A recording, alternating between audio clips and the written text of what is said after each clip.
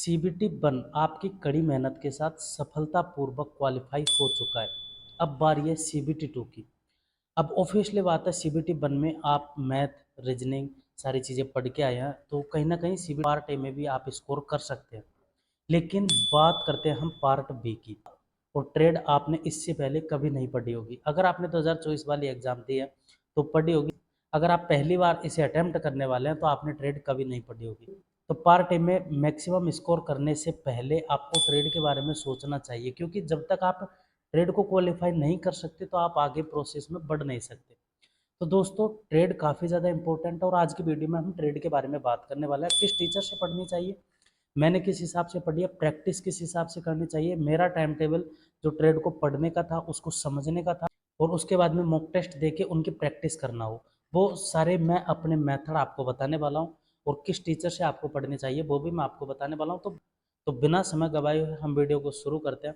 मैं हूँ Yogesh Prajapati, as a assistant loco pilot, RRB Secunderabad zone से। स्वागत है आपका हमारे YouTube channel railway study with Yogesh में। तो दोस्तों, सबसे पहला टॉपिक है किस टीचर से पढ़नी चाहिए।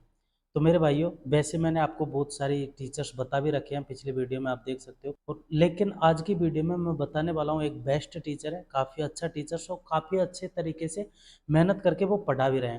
फिट ITI यूट्यूब चैनल, आप इन्हें देख सकते हो, इनकी वीडियोज़ देख सकते हो। काफ़ी बेहतरीन वीडियो मैंने खुद ने देख के ही आपको बता रहा हूँ। और ये अपने पढ़ाने पे और बच्चों को समझाने पे काफ़ी अच्छे तरीके से मेहनत भी कर रहे हैं। अभिषेक सर का ये चैनल है, आप चैनल को विजिट कीजिए। और अभिषेक सर के बैच वो भी आपको कम प्राइस में मिल जाते हैं। तो कहीं ना कहीं आप इन बैच को परचेज कर सकते हैं। तो आप अभिषेक सर से पढ़ सकते हो। ये ट्रेड में मतलब आपको इतने सरल भाषा में आपको ये पढ़ा देंगे जिसकी कोई लिमिट नहीं है। आप अच्छे तरीके से ट्रेड को समझ सकें। उसके बाद में जब आपके अगर कोई भी चीज़ें समझ में आती हैं तो उसी के बाद में आप उन पे अपना पूरा मेथड अप्लाई कर सकते हो। जब तक आपके समझ में नहीं आएगी बात अलग हो जाती है मेरे भाई। नहीं समझ में आएगी तो आप कुछ नहीं कर सकते उस चीज़ में। लेकिन अगर आपको कोई सरल भाषा में, इजी भाषा में अगर समझाने वाला मिल जाता है तो उतना समझ के आप आउटपुट उससे बेहतरीन दे सकते हो। कहीं ना कहीं अगर आपकी चीज़ें समझ में आ रही तो आउटपुट ऑब्वियसली बात है आपका, जाहिर सी बात है आपका ज़्यादा ही निकलेगा। और उसके बाद में हम बात कर लेते हैं जो मेरा पढ़ने का टाइम था ट्रेड में, वो मैं आपको बता देता हूँ। मैं मतलब कोई वैसे मैंने ट्रेड पे ज़्यादा फोकस भी नहीं किया था, और किया भी था तो वो मैंने लिमिटेड फोकस किया था। जैसे मतलब मेरा फिक्स टारगेट रहता था, मुझे एक टॉपिक मतलब क्लियर करना है। अब वो 2 घंटे लगो, उसमें 3 घंटे लगो, कितने भी घंटे लगो, आज मैंने उसको थोड़ा मोटा मोटा समझ लिया। उसके बाद में उसका रेगुलर तो रिवाइज ये फिक्स था मेरा। तो आपको जैसे आपने कोई सा भी टॉपिक लिया उसको पहले अच्छे से पढ़िए।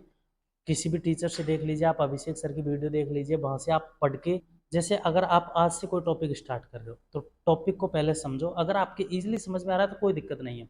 अगर आपके समझ में नहीं आ रहा है तो आप किसी भी टीचर की वीडियो देख सकते हैं। आप अभिषेक सर की वीडियो देख सकते हैं या फिर अदर किसी भी टीचर की आप वीडियो देख सकते हो।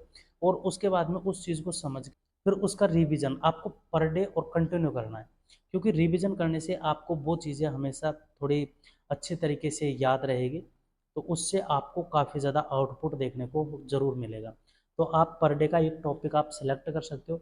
जैसे आज आपने, अगर आपकी इलेक्ट्रिशियन ट्रेड है तो आपने जैसे आज कैपेसिटर कर लिया, कल डीसी मोटर, जनरेटर, ट्रांसफार्मर, सब चीज़ों को आप सीरियल वाइज लेकर चलिए। तो उससे क्या होगा कि जैसे आप पर डे आप अपने टॉपिकों पे प्रैक्टिस करेंगे, उनको ज़्यादा से ज़्यादा समझने की कोशिश करेंगे, तो डेफिनेटली आपका आउटपुट काफ़ी ज़्यादा और काफ़ी अच्छे से निकल के आएगा। और उसके बाद में प्रैक्टिस प्रैक्टिस के लिए आप टेक्स्ट बुक एप्लीकेशन अच्छी है, आप वहाँ पे जा सकते हो, या फिर कोई अदर एप्लीकेशन पे भी आप जा सकते हो। वहाँ से आपको मॉक टेस्ट ज़रूर देना चाहिए। अगर आप पर डे का मॉक टेस्ट बिल्कुल मत दीजिए, लेकिन कम से कम 3 से 4 दिन में आपको एक मॉक टेस्ट काफ़ी ईमानदारी के साथ देना चाहिए। और ट्रेड पे आपको कंटिन्यू अपना फोकस बनाए रखना है, क्योंकि एग्जाम में अगर ऐसे क्वेश्चन आ जाते हैं समझने वाले तो कहीं ना कहीं कंफर्म आंसर का पता न रहकर आप उस पर कहीं पे भी आप क्लिक कर सकते हो। तो उससे आपको करेक्ट आंसर तभी मिल पाएगा जब आपकी अच्छी तरीके से आपका कंटिन्यूटी रिवाइज होता रहेगा, तभी जाके आप ऐसे ऑप्शंस पर पहुंच सकते हैं। और उसके बाद में टाइम, तो आप टाइम टेबल के हिसाब से आप ट्रेड में कम से कम मेरे हिसाब से 3 घंटे आपको देने चाहिए। क्योंकि आप जैसे 2 से 3 घंटे देते हो, 1 घंटा आपका पढ़ने का हो गया, बाकी आप रिवीजन के लिए आप दे सकते हो। क्योंकि 1 घंटे आपने जैसे किसी टॉपिक को समझने में लगाया, 1 घंटे उसको पढ़ा, 1 घंटे में पिछला रिवाइज़ किया। तो आप 3 घंटे ट्रेड को दे, 3 घंटे से ज़्यादा ट्रेड को देने की ज़रूरत नहीं है। आप मैक्सिमम 3 घंटे दे सकते हो।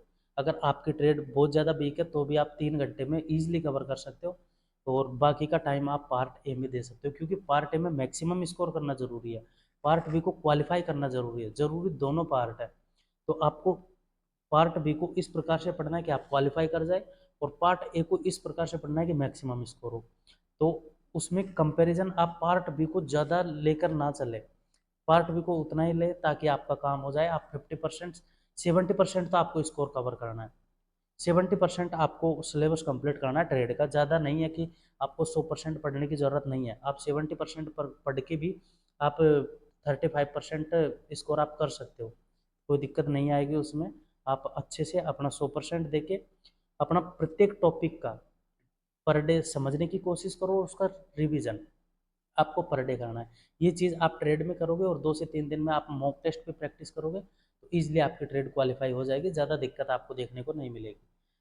तो दोस्तों कैसी लगी आपको ये वीडियो पसंद आई तो लाइक जरूर कर देना, और चैनल पर नहीं हो तो सब्सक्राइब कर लेना। मिलते हैं नेक्स्ट वीडियो में किसी न किसी टॉपिक पर। इतने के लिए बाय बाय, टेक केयर।